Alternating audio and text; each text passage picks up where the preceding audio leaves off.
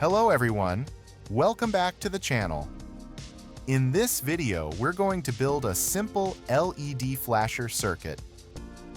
This is an easy and beginner-friendly electronics project that uses just a few basic components, making it perfect for learning how timing circuits work. Start by placing the BC547 transistor onto the breadboard.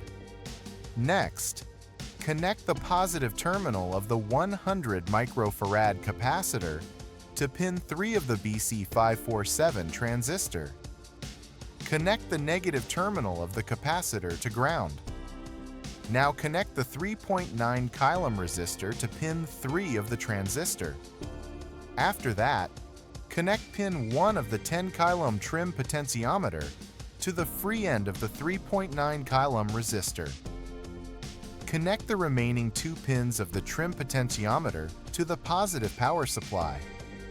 Next, connect the anode of the LED to pin 1 of the BC547 transistor and connect the cathode of the LED to ground. Once all the connections are complete, the LED flasher circuit is ready. Power up the circuit and you'll see the LED start flashing. You can adjust the flashing speed using the trim potentiometer. That's it for this project. Thanks for watching.